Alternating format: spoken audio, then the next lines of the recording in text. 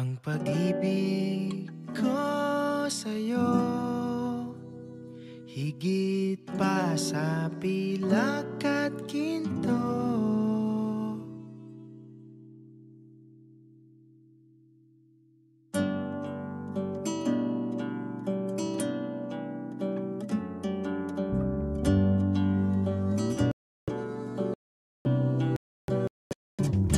Sobra akong nagpapasalamat sa Panginoon sa pagsagot sa mga panalangin ko, at ito ay ang pagtayo sa harap ng altar, kasama sa harap ng aking mga mahal na magulang.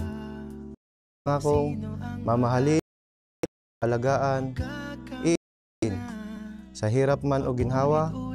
Pangako ko sa iyo, haharapin natin lahat ng ito ng magkasama. Sa puso ko'y ikaw ang bumihag.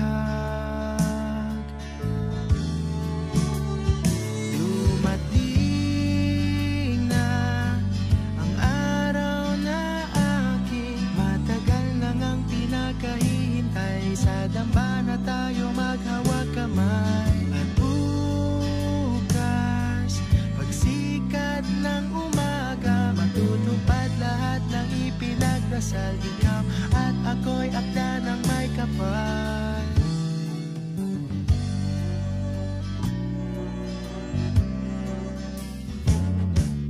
Ito na, sobrang bilis, masaya. Mamaya ay asawa mo na ako. Kung aalalahanin ko yung araw na nagdesisyon ako na maging girlfriend mo, yun din ang araw na iniligtas mo ako sa pagkalunod.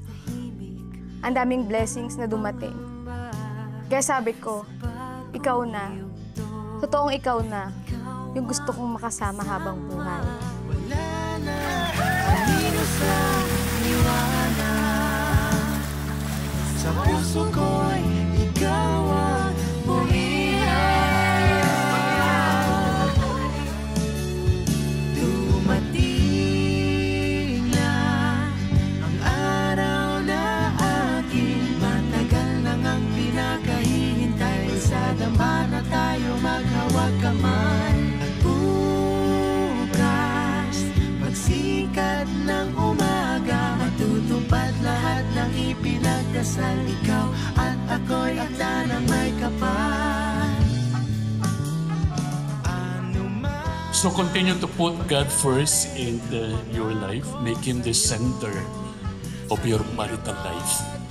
If you have God as the third party in your relationship, no trials can destroy you. No difficulties can set you apart.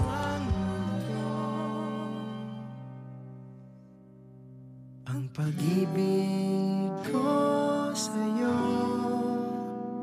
higit pa sa pilak at ginto.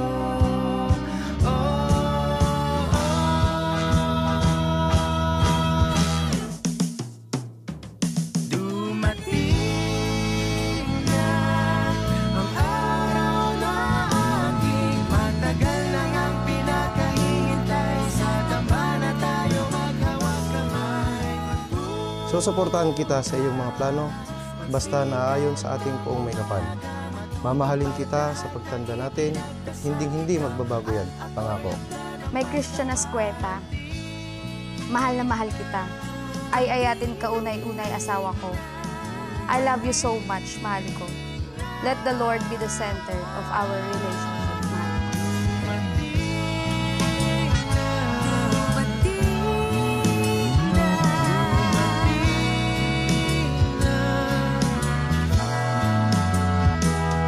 Ang pag-ibig ko sa'yo, higit pa sa pilak at ginto.